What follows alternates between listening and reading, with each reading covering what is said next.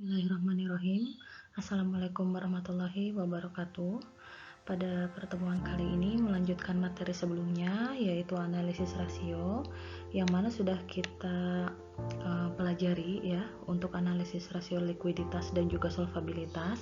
Nah, selanjutnya materi yang akan saya bahas pada pertemuan ini adalah analisis rasio profitabilitas. Langsung saja kita masuk ke pengertian dari rasio profitabilitas ya. Nah, rasio profitabilitas ini merupakan rasio yang digunakan untuk menilai kemampuan perusahaan dalam mencari keuntungan ya atau memperoleh laba. Rasio ini juga memberikan ukuran tingkat efektivitas manajemen suatu perusahaan. Hal ini ditunjukkan oleh laba yang dihasilkan dari penjualan dan pendapatan investasi. Intinya adalah penggunaan rasio ini menunjukkan efisiensi perusahaan ya. Nah, seperti kata dasarnya yaitu profit yang artinya adalah laba. Jadi rasio ini digunakan untuk mengukur kemampuan perusahaan dalam memperoleh laba dari hasil pengelolaan aktiva dan juga modal sendiri ya. Nah, rasio ini juga dapat dikatakan sebagai suatu bentuk pengukuran keberhasilan dari pihak manajemen perusahaan dalam pemanfaatan sumber daya yang dimiliki ya. Nah, semakin besar rasio profitabilitasnya, maka hal ini menunjukkan kemampuan perusahaan dalam menggunakan aset secara efektif dan juga efisien. Kemudian selanjutnya kita masuk ke tujuan dan juga manfaat dari rasio profitabilitas. Yang pertama yang akan saya bahas adalah mengenai tujuan dari profitabilitas ya. Nah, tujuan yang pertama adalah untuk mengukur atau menghitung laba yang diperoleh perusahaan dalam satu periode tertentu.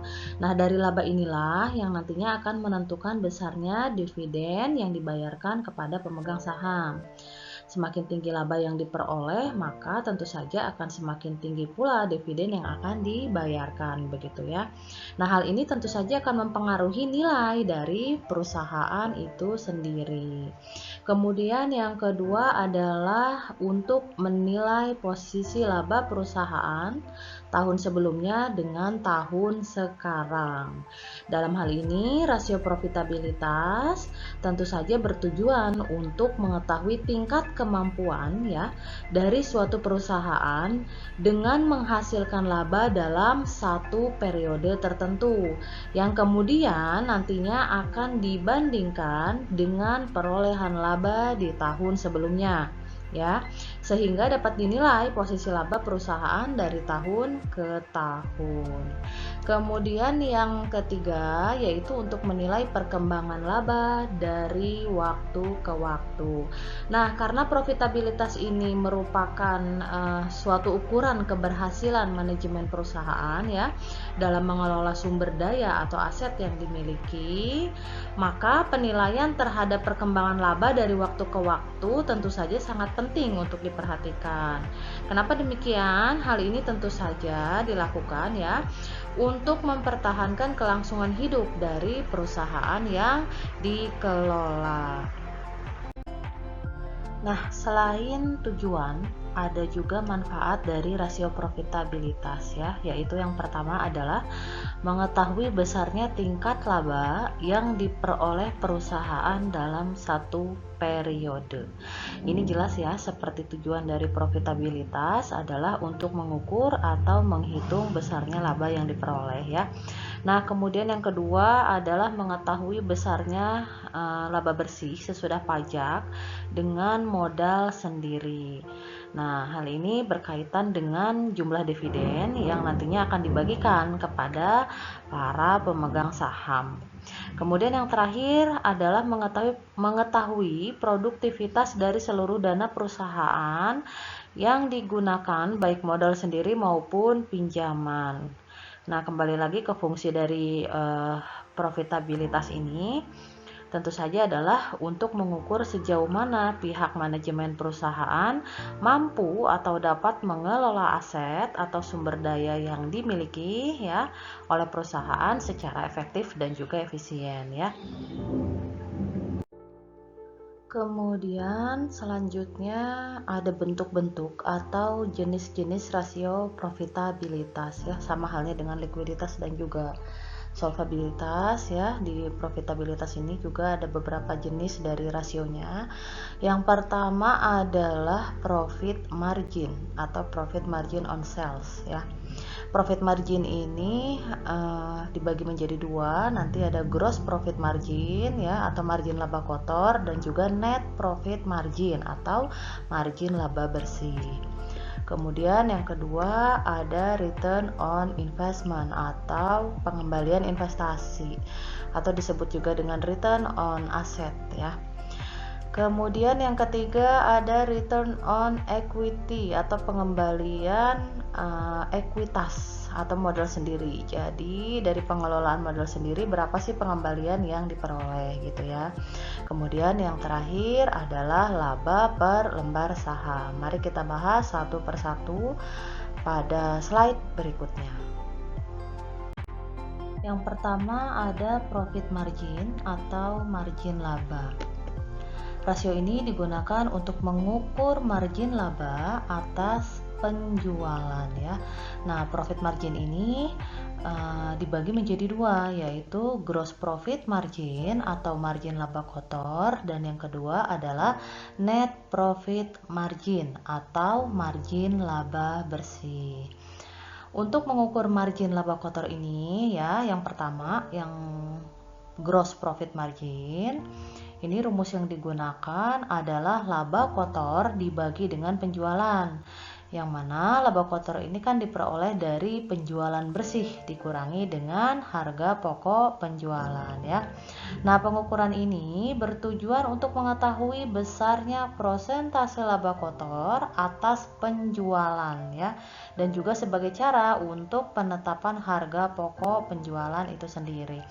Gross profit ini juga merupakan indikator yang sangat penting untuk dihitung. Kenapa? Karena dengan adanya laba kotor inilah baru bisa dicari nilai dari laba bersih yang diperoleh perusahaan ya. Nah, sedangkan untuk mengukur margin laba bersih ya atau net profit margin, caranya adalah earning after interest and tax atau laba bersih setelah bunga dan pajak dibagi dengan penjualan. Nah, rasio ini bertujuan untuk mengetahui pendapatan bersih atas penjualan atau menghitung seberapa besar keuntungan jalannya operasional perusahaan saat menetapkan harga suatu produk gitu ya. Nah, hal ini juga penting untuk dilakukan untuk mengetahui keuntungan bersih yang didapat oleh perusahaan tersebut. Selanjutnya yang kedua adalah return on investment ya, atau lebih dikenal dengan pengembalian investasi atau return on asset. Nah, rasio ini digunakan untuk mengetahui hasil atau return atas jumlah aktiva yang digunakan dalam perusahaan. Jadi rasio ini merupakan salah satu pengukuran keberhasilan manajemen perusahaan dalam penggunaan aset secara efektif dan efisien gitu ya, atau menunjukkan produktivitas dari seluruh dana perusahaan baik modal pinjaman maupun modal sendiri. Nah, sedangkan rumus yang digunakan ini adalah earning after interest and tax dibagi dengan total aset. Yang ketiga ada return on equity ya. Nah, rasio ini digunakan untuk mengukur laba bersih setelah pajak dengan modal sendiri atau equity. Jika semakin tinggi rasio ini, maka tentu saja kondisi perusahaan semakin baik gitu ya, karena hal ini berkaitan dengan dividen yang tentu saja nantinya akan dibagikan kepada para pemegang saham. Sehingga jika return on equity-nya semakin tinggi, artinya posisi pemilik perusahaan juga semakin kuat ya. Nah, rumus yang digunakan adalah earning after interest and tax atau laba setelah bunga dan pajak dibagi dengan equity atau modal sendiri. Dan yang terakhir adalah laba per lembar saham. Jadi laba per lembar saham ini adalah keuntungan perusahaan dalam suatu periode gitu ya, untuk setiap jumlah saham biasa yang beredar. Atau dalam istilah lain ya, ini adalah rasio yang digunakan untuk mengukur keberhasilan manajemen dalam mencapai keuntungan bagi pemegang saham. Jadi di sini untuk dilihat berapa sih keuntungan setiap lembar sahamnya gitu ya. Maka rumus yang digunakan adalah laba saham biasa dibagi dengan saham biasa yang beredar, jumlah saham biasa yang beredar. Nah, seperti biasa masih dengan contoh soal yang sama ya, seperti rasio sebelumnya di materi-materi sebelumnya, yaitu rasio likuiditas dan juga solvabilitas. Pada pertemuan kali ini yaitu untuk rasio profitabilitas, di sini juga kita masih menggunakan laporan keuangan yang sama ya untuk contohnya. Di sini ada neraca PT Yumeko Maharani per 31 Desember ya. Nah, di sini ada total aset gitu ya. Baik aset lancar, kemudian aset tetap, di sini bisa diketahui dengan total asetnya adalah 4.200 untuk tahun 2005 dan 4.000 untuk tahun 2006. Kemudian di sisi kanannya ada hutang dan juga modal sendiri dengan total pasifanya tentu saja sama ya dengan sisi aset atau aktifanya. Nah, di sini coba kalian hitung dari bentuk-bentuk rasio yang sudah tadi saya jelaskan gitu ya.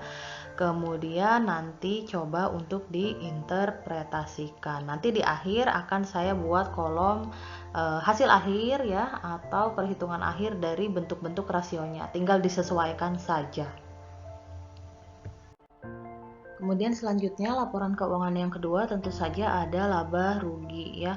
Dari perhitungan laba rugi ini ya, seperti biasa penjualan dikurangi harga pokok penjualan diperoleh laba kotor, kemudian dikurangi dengan biaya-biaya operasional ya, maka diperoleh EBIT gitu ya. Diperoleh EBIT, kemudian dikurangi bunga dan juga pajak, baru diperoleh earning after tax. Nah, ini yang nantinya akan digunakan untuk menghitung profit margin, baik gross profit margin maupun net profit margin. Dan juga ada rasio-rasio lainnya ya yang digunakan, harus melihat dari laporan keuangan di laba rugi ini gitu ya, dengan memperhitungkan earning after tax-nya. Nah, berikut adalah hasil dari pengukuran rasio profitabilitas ya. Yang pertama adalah net profit margin atau laba bersih, margin laba bersih ya. Nah, pada tahun 2005 net profit margin atau margin laba bersih yang diperoleh perusahaan adalah sebesar 21,78% ya. Jadi dari total penjualan bersih ini, keuntungan yang diperoleh perusahaan adalah sebesar 21,78%. Sedangkan untuk tahun 2006 adalah sebesar 16,28%. Nah, jika kita melihat standar industri untuk net profit margin ini yaitu 20%, maka untuk tahun 2005 perusahaan dalam kondisi baik. Namun untuk tahun 2006 ini dengan margin laba hanya sebesar 16,3%, dapat dikatakan kurang baik ya, karena masih di bawah rata-rata industri. Kemudian yang kedua adalah return on investment. Di sini untuk tahun 2005 ROI-nya adalah sebesar 31%, sedangkan untuk tahun 2006 adalah sebesar 23%. Yang artinya pengembalian investasi ini turun sebesar 8% ya. Dan ini menunjukkan ketidakmampuan manajemen untuk mengelola aktiva secara efektif dan efisien ya. Nah, namun jika kita lihat rata-rata industri untuk ROI adalah sebesar 30%. Tentu saja untuk tahun 2006 ini dapat dikatakan tidak baik gitu ya, karena nilainya berada di bawah rata-rata industri. Sedangkan untuk tahun 2005 ini cukup baik karena masih berada di rata-rata industri, di atas rata-rata industri ya. Kemudian selanjutnya yang ketiga adalah return on equity. Di sini untuk tahun 2005 diperoleh besarnya ROE ya, atau return on equity adalah 57,6%. Sedangkan untuk tahun 2006 adalah sebesar 43%. Nah, ini artinya pengembalian atas ekuitas gitu ya atau modal sendiri yang dimiliki perusahaan turun sebesar 15%. Dan ini menunjukkan kurang mampunya manajemen perusahaan dalam pengelolaan ekuitas secara maksimal gitu ya. Namun jika dibandingkan dengan rata-rata industri yang hanya sebesar 40%, ini berarti kondisi perusahaan masih dikatakan cukup baik karena pengembalian atas pengelolaan ekuitas ini masih di atas rata-rata gitu ya. Kemudian yang terakhir adalah earning per share of common stock atau laba per lembar saham. Nah, dari laba per lembar saham dari saham biasa gitu ya. Di sini di mana ini tadi rumusnya adalah laba saham biasa dibagi saham biasa yang beredar ya. Nah, untuk besarnya laba saham dapat dilihat dari jumlah earning after tax pada laporan laba rugi ya, sedangkan untuk jumlah saham biasa yang beredar dapat dilihat di modal setor pada neraca ya. Jadi kalau kita mau mencari berapa besarnya laba saham, kemudian saham yang beredar gitu ya, ini dilihat pada earning after tax untuk laba sahamnya dan saham beredarnya lihat pada modal setor di neraca ya. Nah, di sini dapat kita lihat kesejahteraan pemegang saham ini menurun. Kenapa? Karena laba per lembar saham yang dihasilkan perusahaan gitu ya turun sebesar Rp255 untuk per lembar sahamnya ya. Oke, sekian dulu untuk materi pada pertemuan kali ini. Semoga dapat dipahami dengan baik. Terima kasih. Wassalamualaikum warahmatullahi wabarakatuh.